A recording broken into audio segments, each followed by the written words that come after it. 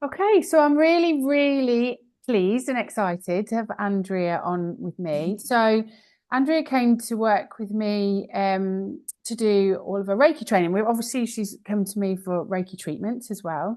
So, she's very kindly offered to talk to me about her Reiki journey. So, thank you, Andrea. Thank you for having me. It's been great. It's nice to actually catch up because you're so busy as well. So, tell me a little bit about why you were, because you first came to see me for like Reiki treatments and things like that. So, just talk to me a little bit about why you tried to find Reiki for treatments and how you started to think about becoming a practitioner. So as I was mentally preparing for this little catch up, I was trying to pin down dates because I'm so bad with like timelines. And for me, it's more events rather than dates. Yeah. So it has been 2 years, I think, almost around that time, where in August 2023, I did my yoga teacher training. Mhm. So I went to beautiful Bali, did my 200 hours, came back, and then, yeah, I feel like my whole reality and world started shifting really, really fast. And Mm. I was definitely not ready. I mean, is anyone We ever? never are, never No. are. But yeah, I came back and straight into work because I just couldn't take, I'm a doctor by profession, so I just couldn't take any more leave to really integrate. And I didn't think that I would need it, to be honest.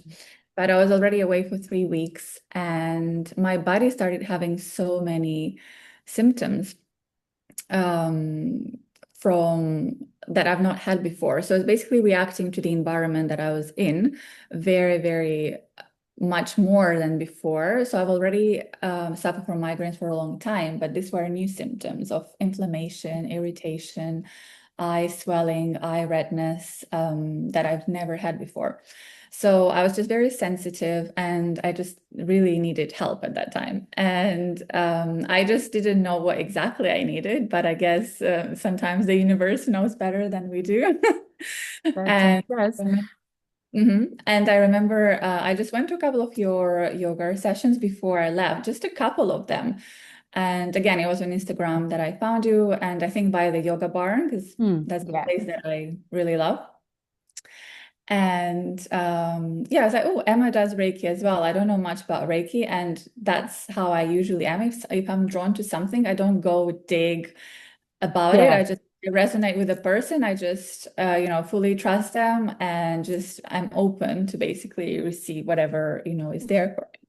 So that's pretty much how first appointment went. And I remember being super exhausted, just very depleted energetically. And yeah, Reiki was like a coming home. The first session was super deep.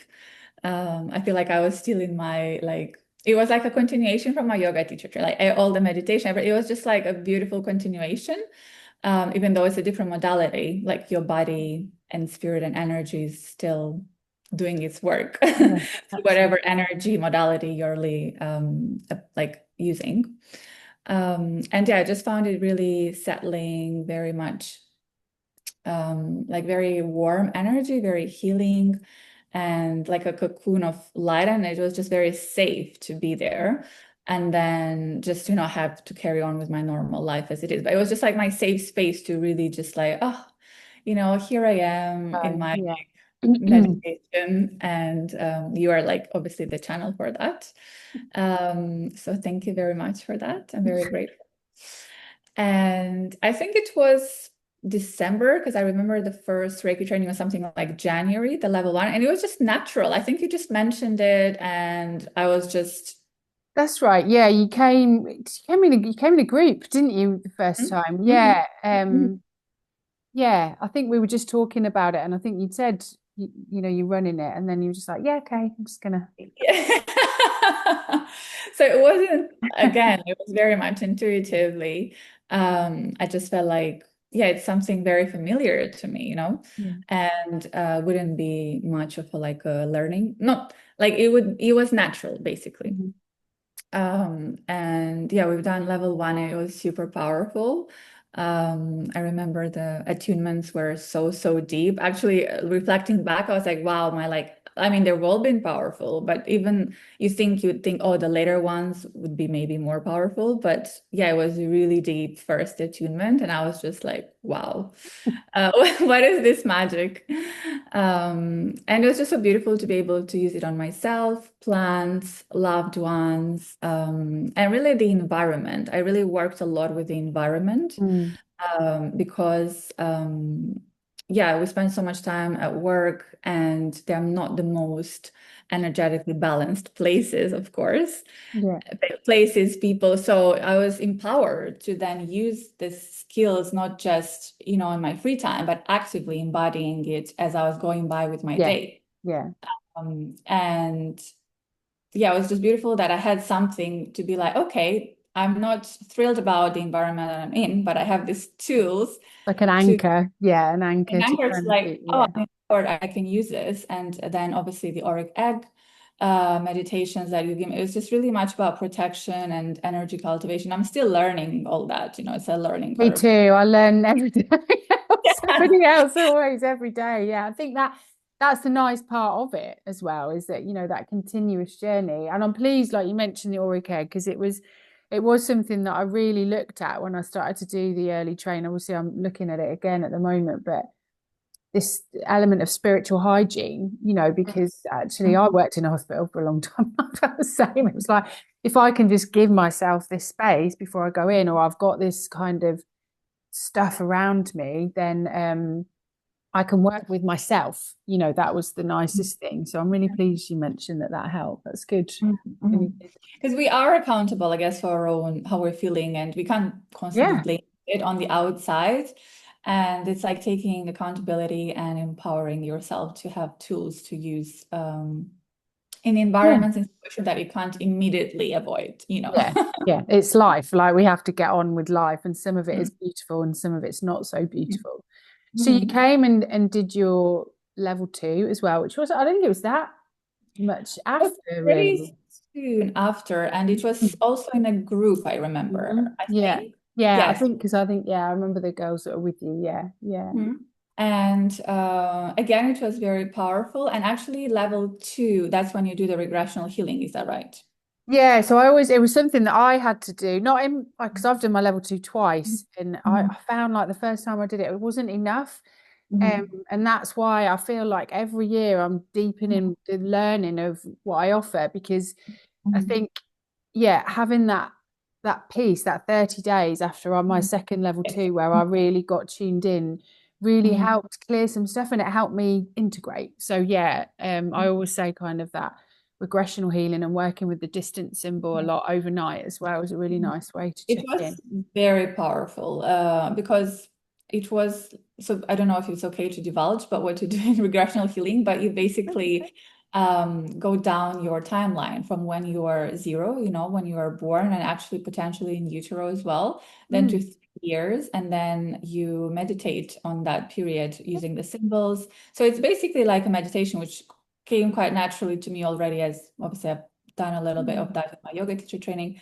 But just so much was revealed, like things that we wouldn't have been aware of, suppressed traumas, Yeah. etc. And it was just all clearing physically, energetically, and then 3 to 6, 6 to 9. So you basically have this very extended period of time where you're like working on this and then doing treatments overnight as well. And I had a lot of purging in that period. I remember I Mm. was like, and you were always there for support and advice. And because I guess it's good to know, but then when it actually happens, it's like very nice to Yeah, have it can be a bit like scary. It happened to me too. Yeah. exactly. And then you're like, oh, just have some yogurt, have some, nutrition like food help with the symptoms.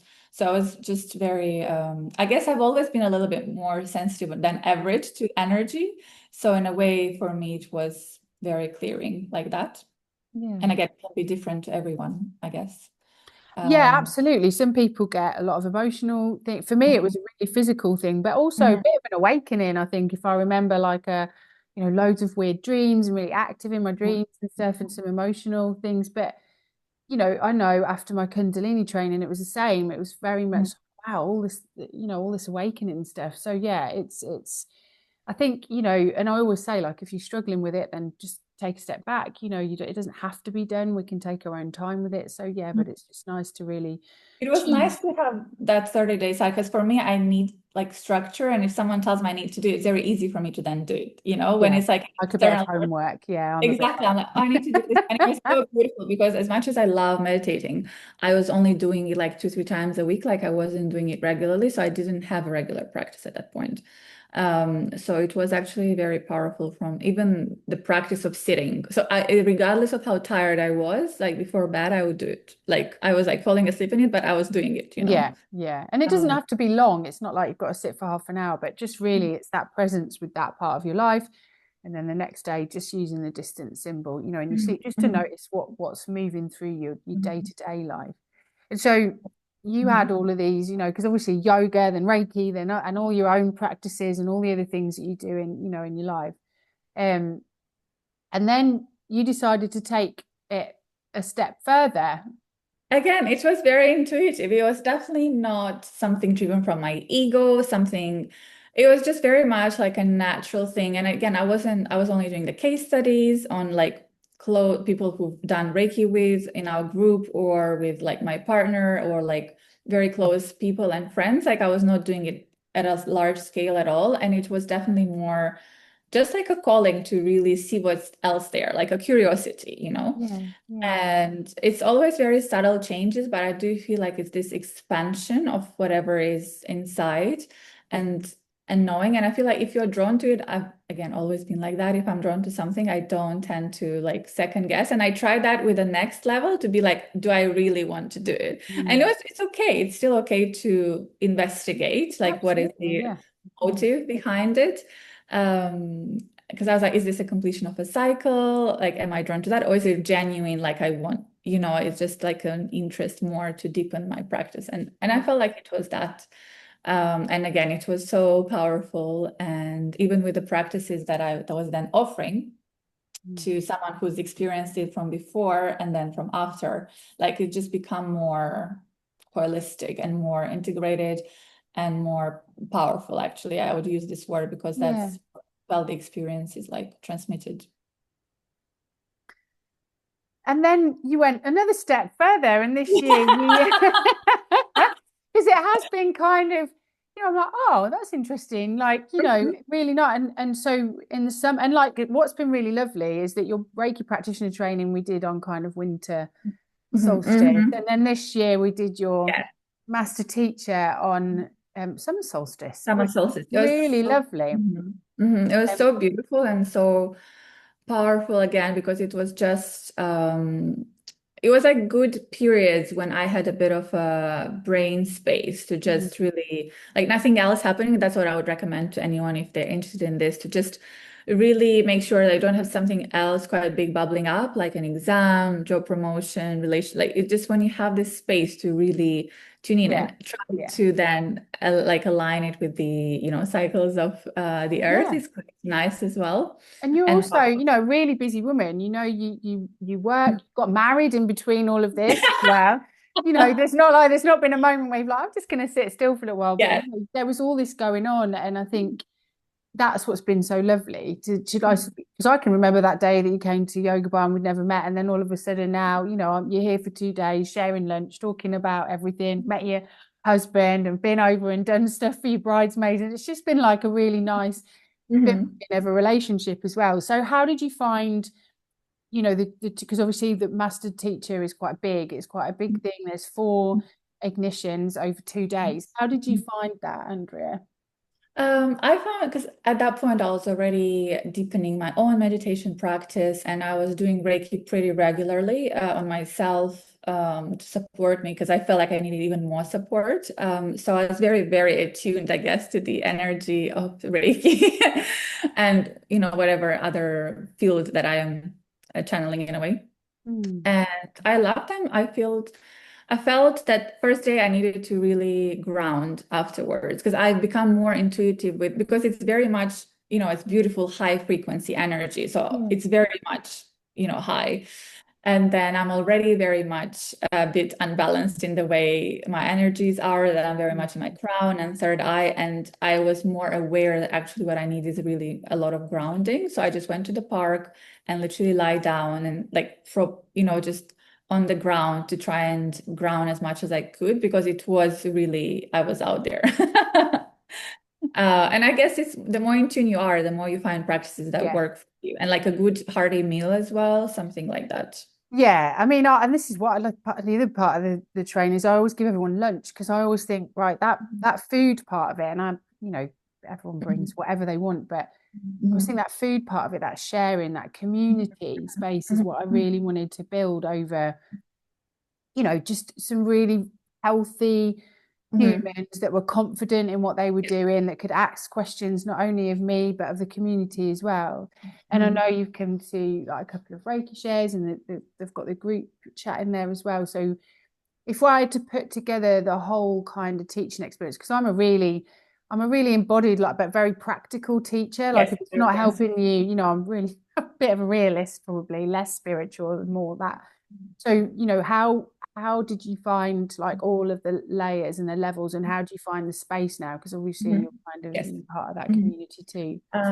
So it's interesting because, as I've said, I've not inquired or investigated other Reiki teachers, masters. So obviously, I've had a really lovely positive experience. And then what I like, some people have this, I don't know if you've experienced that, or some people have told you that when they say, oh, in Reiki, we've heard it's very much, you're very like connected to a teacher and they're like very much prescriptive and there is this kind of power Mhm. situation go and I was oh I've not never experienced that but I've heard it on multiple occasions already like this misconception at least from my experience. So as you've said, you've been very like practical and given like guiding obviously the attunements Yeah, and then practical steps on how to work with it and then answering any questions we had and providing that safe space for us to feel like we're supported but at the same time allowing us to then experience it the way how we experience, because we're all different. Everyone has their absolutely. role, Yeah, way absolutely. of working with energy, working with people, creating businesses, not creating businesses. So from that point of view, I felt very free and very creative in my own way, but at the same time, knowing that if I had any questions, you were there.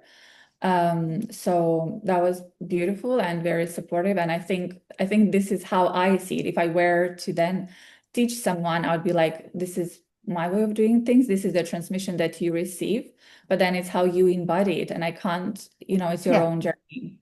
It's yeah, your own journey, how you want to bring it out in the world. Because everyone's a different channel of the energy itself.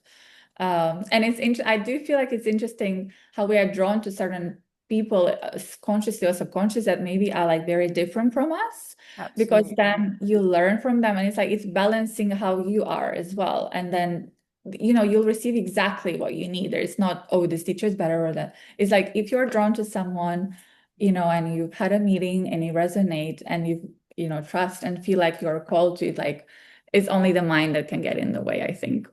Absolutely. Yeah, I totally agree. I mean, all of my teachers have been really important parts of my journey. And I'm a really big believer in that I can go to someone for Reiki and it'd be completely different to someone else, the gentleness or the Mhm. steadiness. And I've, like I say, my Reiki master now, she's very embodied teacher. She really is. She embodies what she loves about it. Um, but also there has to be that level of creativity because we've also got different skills. You've got yoga, some people are kind of astrologers, and some people are this, some people just use it for them and it's about their own journey too.